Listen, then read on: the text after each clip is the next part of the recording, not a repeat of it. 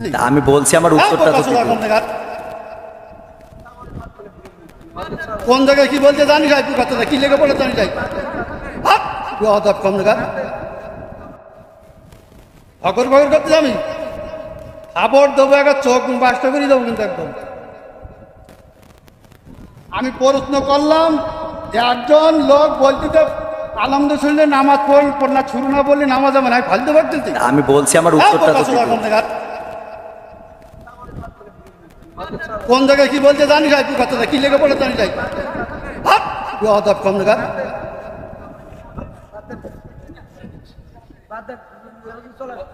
একদম বাস্ত করে দেবো চোখ একদম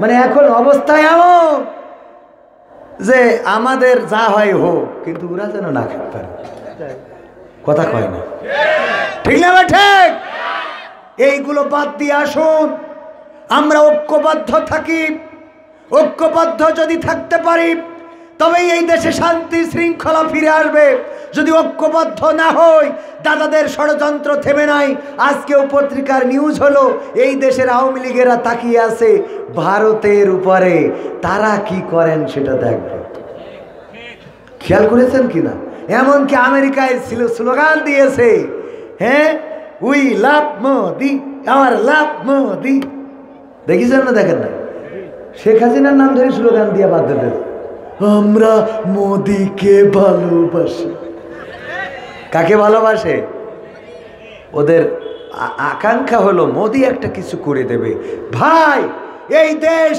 জনগণের এই বাংলাদেশ জনগণ রক্ত দিয়ে এনেছে সুতরাং এই দেশে কি হবে কি হবে না সেটা ঠিক করবে বাংলাদেশের জনগণ দাদার দেশের প্রেসক্রিপশনে আর বাংলাদেশ চলতে দেওয়া হবে না যারা দাদার দেশের পক্ষ নিয়ে কথা বলবে তাদেরকেই দাদার দেশের ভিসা দিয়ে দেওয়া হবে ঠিক না ঠিক দাদার দেশ দিয়ে আমাদের দেশ চলবে না আমাদের দেশ দাদার দেশ প্রতিবেশী হবে ঠিক না ঠিক আমার বউ আমির সাহেব যদি উনার কমান্ডে আমার বউ চলে এটা মানবো আমি মানা যাবে উনি আমার প্রতিবেশী হইতে পারে পরামর্শ দিতে পারে যে তোমার বউর একটা বুরকা পরাও কিন্তু উনার কথা মতো আমার বউ বুরকা পরবে আমি বললি পরবে না তা হবে কথা কয় না উনি পরামর্শ দিতে পারে তো ভারত আমাদের পরামর্শ দিতে পারে যে তোমরা মাসুদ ভালো হয়ে যাও ঠিক না ভাই ঠিক ওনারা পরামর্শ দিবেন কিন্তু ওনারা আমাদের উপরে লাঠি ঘুরাইতে পারবে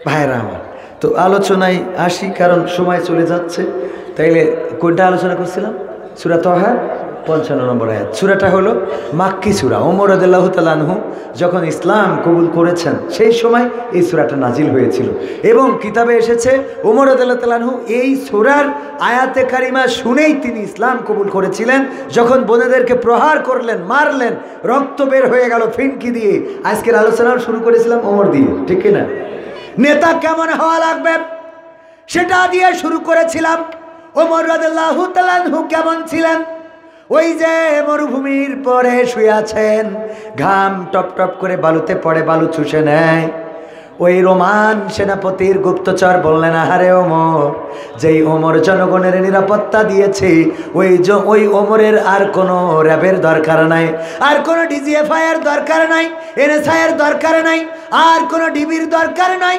আর কোনো অন্য প্রশাসনের দরকার নাই এই জনগণের নিরাপত্তা দেওয়ার কারণে জনগণ ওমরের নিরাপত্তা দিয়ে দিয়েছে বলেন সুবহানাল্লাহ ওমর রাদিয়াল্লাহু তাআলা আনহু এমন একজন শাসক ছিলেন যেই শাসক রাতের অন্ধকারে ঘুরে ঘুরে দেখতেন কার বাড়িতে খাবার আছে কার বাড়িতে খাবার নাই ওগো আমার ভাইয়েরা এবং আমলের দিক থেকে এতটাই স্বচ্ছ ছিলেন ওমর রাদিয়াল্লাহু তাআলা আনহুর কাছে একজন ফতোয়া নেওয়ার জন্য এসেছে শুনলেন যে তিনি কূপে গিয়েছেন পানি আনতে সেই দিকে রওনা করলেন আল্লাহর নবীর সাহাবী পথিমধ্যে ওমরের সাথে দেখা হয়ে গেল ওমর রাদিয়াল্লাহু তাআলা আনহু কাঁধে করে পানি নিয়ে আসছেন পানির পাত্র কাঁধে মাটির একটা পাত্র ওই লোকটি বললেন ওগো ওমর মসজিদে নববীতে গিয়েছিলাম আপনার কাছে একটি ফতোয়া জানার জন্য পাইলাম না শুনলাম কূপে গিয়েছেন পানি আনার জন্য আসছিলাম ওগো ওমর রাদিয়াল্লাহু তাআলা আনহু যদি আমার এই ফতোয়াটার একটা মীমাংসা দিয়ে দিতেন আমার প্রশ্নের যদি একটা মীমাংসা করে দিতেন ওমর বললেন ঠিক আছে এখান থেকেই কি চাও? বলল হ্যাঁ। তাইলে বলো আমি উত্তর দিই। বলল আপনার কাঁধের উপরে পানির কলস, আপনার অনেক কষ্ট হয়ে যাবে যদি একটু বসতেন, বসে যদি কথা শুনতেন। ওমর রাদিয়াল্লাহু তাআলা আনহু বসলেন, কিন্তু পানির পাত্রটা রাখলেন দুইটা হাঁটুর উপরে। কিসের উপরে? দুইটা হাঁটুর উপরে। ওই লোকটি বললেন, ওগো ওমর, এখন তো আপনার কষ্ট আরো বেশি হবে, কারণ পানির পাত্রটা রেখেছেন হাঁটুর উপরে, বসতে তো কষ্ট হয়ে যায়। আপনি যদি পানির পাত্রটা এই মাটিতে রাখতেন, এই জমিনের উপরে রাখতেন, আর আমার কথাগুলো যদি শুনতেন, তাইলে আমি আমার কথাগুলো বলতে পারতাম। ওমর রাদিয়াল্লাহু তাআলা আনহু বললেন, ওগো আল্লাহর বান্দা, ওগো নবীর সাহাবী, তুমি কি জানো না এই জমিনটা আমার না, এই জায়গাটা কারো না কারো মালিকানাধীন। আমার কলসটা ভিজা, এই ভিজা কলসের বাসাই, এই ভিজা কলসের নিচেই যে মাটি লেগে যাবে আর লেগে আমার ঘরে চলে যাবে, এই মাটির জবাব যদি পরকালের ময়দানে আল্লাহ রাব্বুল আলামিন আমার কাছে চান, আমি ওমর কেমন করে জবাব দেব? যদি বলেন, ওগো ওমর, অন্যের জমিনের মাটি তুমি তোমার কলসের নিচেই করে বাড়ি নিয়ে এসেছিলে, এর হিসাবটা দাও, আমি কেমন করে হিসাব দেব? ওই লোকটি কোনো কথা ছাড়াই উঠে চলে যাচ্ছেন। ওমর ডাক দিয়ে বললেন, ওগো আল্লাহর নবীর সাহাবী, কি জানতে চেয়েছিলেন? না জেনে কেন চলে যাও? বলল, আমার উত্তর আমি পেয়ে গেছি। কেমন করে পাইলে? আমি এসেছিলাম একটা জমি নিয়ে, মীমাংসার জন্য একটা জমি। এমন হয়ে যাচ্ছে আমি হয়তোবা পরের জমিন ভক্ষণ করে ফেলছি। আমার মনের মধ্যে এটাই বলে, যেই ওমর পরের জমিনের একটু বালুকণাও কলসের নিচেই নিতে চায় না, আমি কেমন করে একটা জমিন ভক্ষণ করি? সুতরাং আমার ফতোয়া আমি পেয়ে গিয়েছি, এই সন্দেহযুক্ত জমিনটা আমি আর ভক্ষণ করব না। আল্লাহু আকবার। এমন নেতা তৈরি করার দরকার আছে না নাই? বাংলার জমিনে এমন নেতা এখনো আছে। আমার যশোর ঝিকরগাছা চৌগাছা, যশোর 2 আসনের এমপি ছিলেন মুহাদ্দিস আবু সাইদ মোহাম্মদ শাহাদাত হুসাইন রাহিমাহুল্লাহ। উনি ইন্তেকাল করেছেন। উনার জানাজাটাও জালিম সরকার আমাদেরকে পড়তে দেয় নাই। অল্প কিছু লোক নিয়ে রাতের অন্ধকারে জানাজা দিতে হয়েছে। উনি এমপি হওয়ার আগে যখন চেয়ারম্যান ছিলেন, চেয়ারম্যান থাকা অবস্থায় খেজুর নিয়ে যাচ্ছেন, রোজার মাসে খুরমা কি নিয়ে যাচ্ছেন? খুরমা নিয়ে যাচ্ছেন। তখন নদীপথে চলাচল ছিল। কপোতাক্ষ নদের নাম শুনেছেন? মাইকেল মধুসূদন দত্তের বিখ্যাত কবিতা কপোতাক্ষ নদ। ওই কপোতাক্ষ দিয়ে নৌকা চলতো। তখন তো রাস্তা এত ভালো ছিল না। যাচ্ছেন খুরমা নিয়ে ঝিকরগাছা থেকে ওনার ইউনিয়ন যেটা বাঁকড়ায়, সেই বাঁকড়ায় নিয়ে যাওয়ার পথে নৌকায় চড়েছেন। মাগরিবের আজান দিয়েছে, উনি বিসমিল্লাহ বলে ইফতার করেছেন। নৌকা থেকে নদীর পানি নিয়ে ইফতার করলেন। সাথে থাকা নৌকায় যাত্রীরা বলল, ওগো চেয়ারম্যান সাহেব, এত খেজুর থাকতে কেন আপনি নৌকা থেকে এই নদীর পানি দিয়ে ইফতারি করলেন? ওই খুরমা 2-1টা বের করে নিয়ে যদি আপনি ইফতারি করতেন, সুন্নাতটাও আদায় হয়ে যেত, আমার ইফতারটাও সুন্দর হতো, এই ময়লা পানি আর আপনার পান করা লাগতো না। মুহাদ্দিস আবু সাইদ মোহাম্মদ শাহাদাত হুসাইন রাহিমাহুল্লাহ, তখন তিনি এমপি নন, তিনি চেয়ারম্যান। তিনি জবাব দিয়েছিলেন, ওগো আমার নৌকার সহযাত্রীরা শুনে নাও, আমি যে খুরমাগুলো নিয়ে যাই এগুলো রাষ্ট্র দিয়েছে জনগণের জন্য, আমার ইউনিয়নের জনগণের মাঝে বন্টন করে দিতে হবে। এই খুরমা থেকে যদি একটা খুরমা আমি মুখে দিয়ে ইফতার করি, ওই পরকালের ময়দানে হাসরের মাঠে বিচারের কাঠগড়ায় আল্লাহ আমার কাছে কৈফিয়ত তলব করবেন। ওই দিন আমি কি কৈফিয়ত দেব যে জনগণের খুরমা আমি কেন ভক্ষণ করেছিলাম? এমন একজন চেয়ারম্যান ছিলেন, ইসলামী আন্দোলনের অন্যতম নেতা। ওগো আমার ভাইয়েরা, শুধু তাই নয়, এমপি হওয়ার পরে বেগম জিয়া অস্ট্রেলিয়ায় পাঠিয়েছিলেন এবং একটা বাজেট দিয়েছিলেন। এই দাদারা ঢুকে গেছে। কারা ঢুকেছে? দাদারা ঢুকেছে। এর মধ্যে ঢুকেছে এর মধ্যে ঢুকেছে নিষিদ্ধ ঘোষিত ছাত্র সংগঠনের কর্মীরা, এর মধ্যে ঢুকেছে ওই জুলুমবাজের প্রেতাত্মারা। তারা ঢুকে তাদেরকে কাটি করতেছে যে জামাত যদি পাওয়ার নিয়ে চলে তোমাদের ক্ষমতার তেশ মারা সারা। এজন্য ওরা মনে করছে তাইলে তো ঠিক আছে বেকায়দা। অথচ 2 ভাই একসাথে থাকলে কোনো অসুবিধা আছে? আমাদের অবস্থা এখন এমন যে ওই 2 ভাই যাচ্ছে রাস্তায়, যাইতেছে এক জায়গায় মরুভূমি, ওই জায়গায় পানির পিপাসা লেগেছে, তো বললো ভাই পানিটা একটু আমি খাই আগে। কয় না আমি খাই। হঠাৎ পানি পড়ে গেছে, ওখান থেকে হু হা হা হা করে এক দৈত্য বেশি উঠেছে।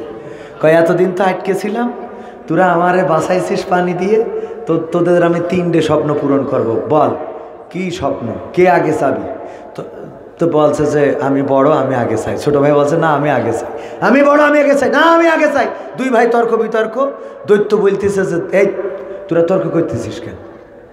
যে প্রথমে চাবে সে যা পাবে, পরে যে পাবে সে তার ডবল পাবে। এবার বড় ভাই বলছে ছোট ভাই তুই তাহলে আগে চা। ছোট ভাই বলছে না তুই আগে চা। বলে না তুই আগে চা। তুই বড় না, তুই আগে চা। এই তর্ক বিতর্ক। দৈত্য বলতেছে সব বাদ, তোদের মধ্যে বড় কে? তা বলছে আমি। বলছে তুই তাহলে আগে শুরু কর। তা বলছে হ্যাঁ দৈত্য ভাই এক কাজ করেন, আপনি ব্যাংকে 20 কোটি টাকার ব্যবস্থা করে দেন। তা বলছে তোর 20 কোটি টাকা ব্যাংকে অ্যাকাউন্টে দিয়ে দিলাম, তোর ভাইয়ের হয়ে গেল 40 কোটি। কয় কোটি? এবার বলছে দৈত্য ভাই দ্বিতীয় কাজ যেটা, সেটা হলো আমার সিরাজগঞ্জ বেলকুচিতেও না, সিরাজগঞ্জ শহরের পরে 5 তলা একটা বাড়ি দেন। বলছে তোর একটা হুহা হা হয়ে গেল, তোর একটা বাড়ি, আর তোর ভাইয়ের হইল 5 তলা সিরাজগঞ্জের মধ্যে 2টা। কয়টা? এবার বলছে আর একটা চাওয়া আছে, 3 নম্বর চাওয়া হইল দৈত্য ভাই আপনি আমার 1 চোখ কানা কই দেন আর 1 পাখুড়া কই দেন। 1 চোখ কানা আর 1 পাখুড়া। দৈত্য বলতেছে তোরা আর মানুষই হলি না রে, তোরা আর কি মানুষ হলি নে। এখন তোর তো 1 চোখ কানা আর 1 পাখুড়া, তাও তো দেখি শুনি ওই 20 কোটি টাকা আর বাড়িটা ভোগ করবি। তোর ভাই তো 2টা কানা আর 2 পাখুড়া করে দিল, ডবল পাবে, ডবল। তো লাস্টারটা কি নেছে? 1 চোখ কানা 1 পাখুড়া, যাতে ওর 2 পাখুড়া। এত রাত করা ঠিক না। তারপরেও আমরা বেশি সময় নেব না, আখেরি মোনাজাত না করে চলে যাব। কে কে হাত উঁচু করেন তো? সবাই থাকবেন? আখেরি মোনাজাত না করে সবাই থাকবেন ইনশাআল্লাহ। আল্লাহ কবুল করুন, বলেন আমিন। কিন্তু দেখবো যে এই সবাই হাত তো তুললেন না, দেখি উঠলে কিন্তু ডাক দিয়ে বসাবো, না হলে দেখি স্টেজে নিয়ে আসবো, সবার সাথে সালাম দিয়ে বিদায় নিয়ে তারপরে যাবো ইনশাআল্লাহ। 2টা মাহফিল পাশাপাশি, মানে শ্রোতা ভাগ হয়েছে, ওরাও শান্তিতে নেই, আমরাও শান্তিতে নেই। জামাত বিএনপি যেমন পাটাপাটি চলতেছে না, 16 বছর একসাথে থাকলাম, একসাথে মার খালাম, রাজপথে, মিছিলে, মিটিংয়ে, সংগ্রামে, জেলখানায়। সাকা চৌধুরী তো বলেই ফেললো যে আমি দেলওয়ার হুসাইন সাইদির সাথে ফাঁসির কাস্টে ঝুলতে চাই। এমনকি আলী আহসান মোহাম্মদ মুজাহিদ এবং বিএনপির সাকা চৌধুরী, সালাউদ্দিন কাদের চৌধুরী, 2 জনকে একই দিনে ফাঁসির কাস্টে ঝুলানো হলো। তার মানে একই সাথে একই পথে লড়েছে, মরেছে, খুন হয়েছে, গুম হয়েছে। কি এমন হয়ে গেল এখন যেন একজন আর একজনের ছায়া মারাতে চায় না? ঠিক না বে ঠিক? এর মধ্যে